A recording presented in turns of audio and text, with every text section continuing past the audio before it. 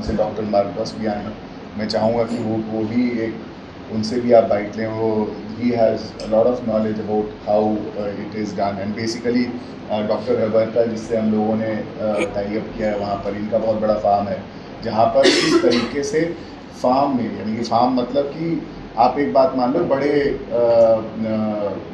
स्तर पर खेती करते हैं, बड़े स्तर पर फार्म है इनका, जहाँ पर मवेशी है, 500 मवेशी हैं इनके पास।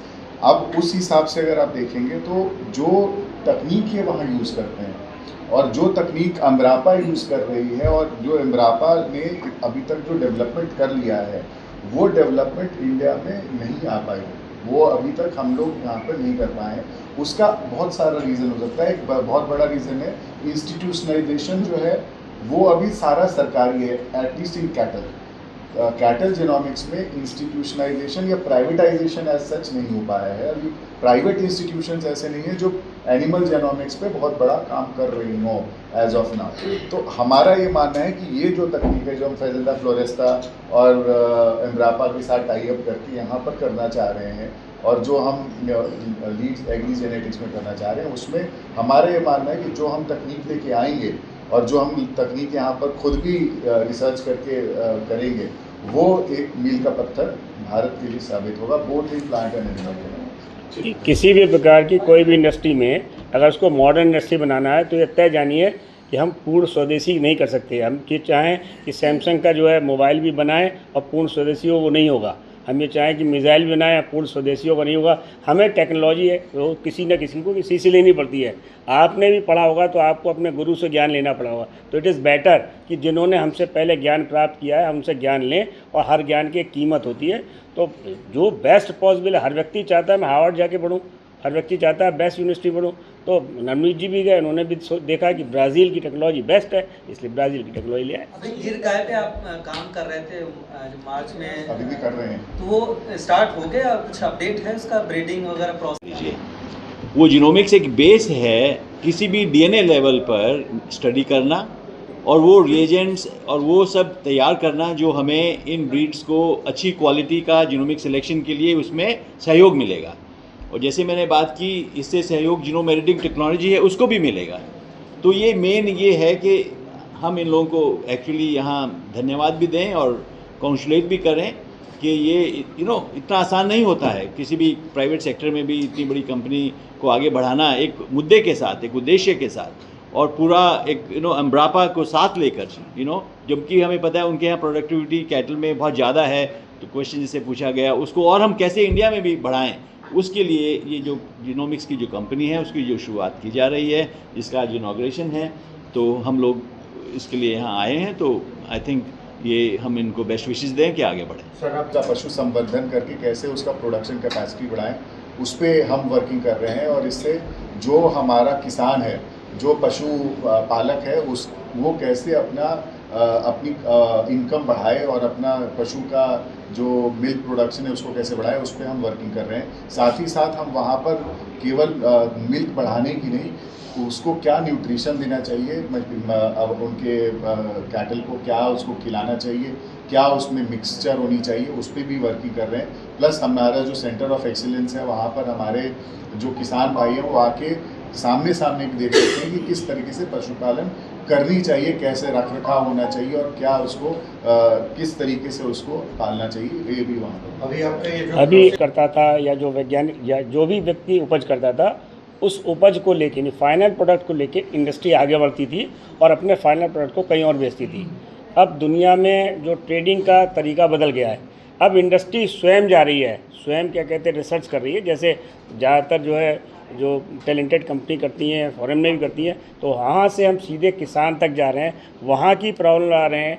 हमारे ग्रुप के लोग जो उन प्रॉब्लम को कैसे सॉल्व किया वो बता रहे हैं, उसकी टेस्टिंग कर रहे हैं, उसकी फंडिंग कर रहे हैं और उसके बाद उसको मार्केटेबल बना रहे हैं। जो उसके पीछे पूरा उद्देश्य वही है। तो ये उस पूरी चेन की एक कड़ी है। एक कड़ी ऐसी थी जो हमारे पास नहीं थी। इससे पहले जो भी हमारे पास लैब्स थी वो मेनली क्या कहते हैं जो केमिकल चीज़ों को जो है ज़्यादा चेक करती है। अब बायो पे हम आ गए, तो ये बिल्कुल लेटेस्ट टेक्नोलॉजी है। इंडिया में संभवतः हम कुछ लोगों में होंगे जो इस टेक्नोलॉजी के द्वारा तेज़ी से इस कार्य को बढ़ा सकेंगे।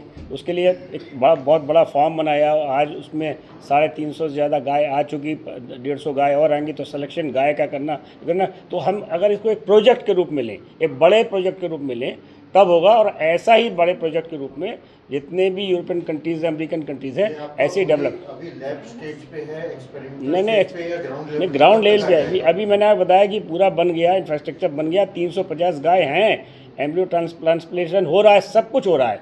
लेकिन अभी तक हमने इसको इसलिए नहीं डिस्क्लोज किया था कि पहला फेज़ हमने जो है एक तरीके से इंडस्ट्री पार कर लिया।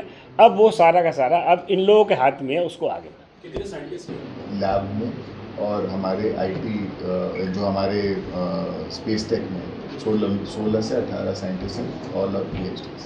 सर जेनेटिक्स के लिए अप्रूवल बहुत जरूरी होता है गवर्नमेंट का, बात की है, उसको डेवलप करने की कोशिश की, जिसके बारे में हम जब कॉलेज में पढ़ते थे तब सोच भी नहीं सकते थे। सब्जेक्ट वही है, आज से 50 साल पहले भी ये सब्जेक्ट था, कोई नया सब्जेक्ट, लेकिन सोच की बात है।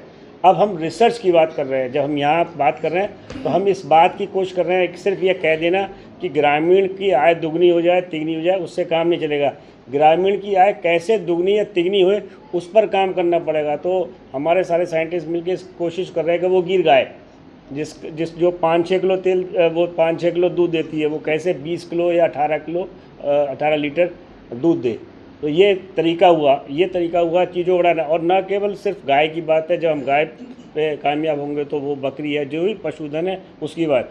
और जो हमारे साइंटिस्ट हैं वो लगातार कोशिश कर रहे हैं, लगातार एक से नई चीज़ है। और साइंस के अंदर एक विशेष बात है कि आप ये समझें कि अब एंड नहीं आता, रोज़ नई बात, रोज़ नई होती है। और सबसे ख़राब बात यह है कि जिस चीज़ को आज हम अच्छा मानते हैं, 25 साल के रिसर्च के बाद वो लगता है कि नहीं, वो हमारा डिसीजन गलत था, उससे ये रोग हो गया। तो ये लगातार क्योंकि कोई भी इतनी बड़ी साइंस है, इतनी बड़ी नॉलेज है कि कोई एक व्यक्ति है, कोई एक पूरा समूह भी इसको समझ नहीं सकता, इतना डाइवर्सिफिकेशन है। तो इसलिए ये सब लास्ट क्वेश्चन लेते हैं, फिर बात करते हैं।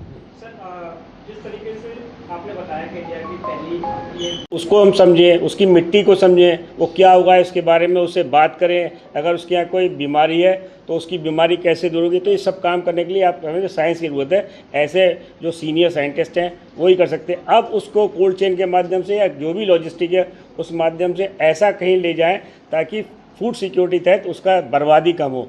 Then it will go to the industry. तो इंडस्ट्री में कैसे उसकी सेल्फ लाइफ बढ़ाएं, कैसी ऐसी पोजीशन लाएं कि रेडी टू कुक हो या रेडी टू ईट हो। उसके बाद फिर लॉजिस्टिक्स की ज़रूरत है, फिर कोल्ड चेन की ज़रूरत है, फिर मार्केट तक ले जाएं। तो मार्केट में ऐसे क्या तरीके अपनाएं ताकि उसकी जो सेल्फ लाइफ है वो वहाँ सुरक्षित रहे, और कैसे उसको एक्सपोर्ट करें।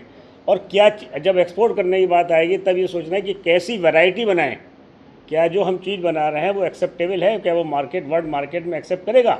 तो कैसे हम अपने पेस्टिसाइड्स को कम करें। दोबारा एक आगने की बात चली, तो बात कहने में और करने में बहुत फ़र्क है। एक क्रॉप आज हुई, उसका रिज़ल्ट मिलता है, उसका रिज़ल्ट मिलेगा 4 महीने बाद। उस पर जब दोबारा रिसर्च होगी तो जब उसका सीज़न आएगा तभी करेंगे। तो 1 साल से पहले आप कर नहीं सकते। और जो नए नियमों के हिसाब से जब तक उस पर आप विभिन्न प्रकार से सर्च करके जब तक डाटा इकट्ठा नहीं कर लेंगे, जब तक कॉम्पिटेंट अथॉरिटीज़ को नहीं भेज देंगे, तब तक वो उसको रिलीज़ करने की परमिशन नहीं देगी। डॉक्टर साहब की बात बिल्कुल सही है। GM सीड अगर अब होती है तो जो 110 या 100 लाख टन की फसल हिंदुस्तान में होती, ये 200 लाख टन पे हो चुकी होती। तो इसमें बहुत सारी आप लोगों की भी सही जरूरत है। कुछ लोग जानबूझ के यानी या कुछ अज्ञानतावश ऐसी बात फैला देते जिसका कोई सेंस नहीं है।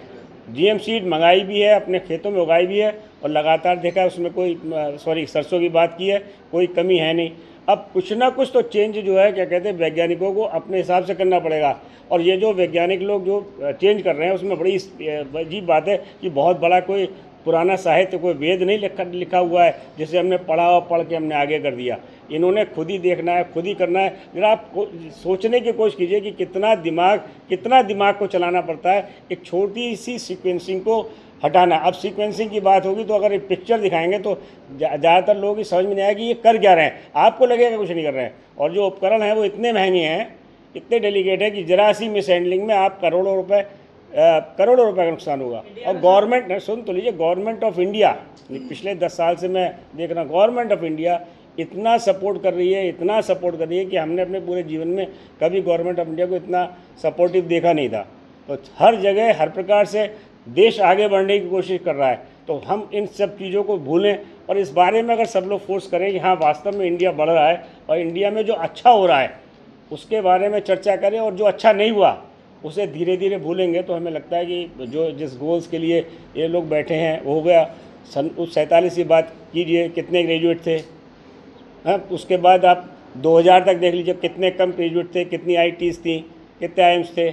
आज कितनी IITs है, कितने IIM में कितना रिसर्च का काम हो रहा है। और ये रिसर्च का जो काम है इसको कहते हैं थैंकलेस का। 50 रिसर्च करते हैं तो उसमें एक पे भी अगर आपको सफलता मिल गई तो जो है कि तो भी बहुत है।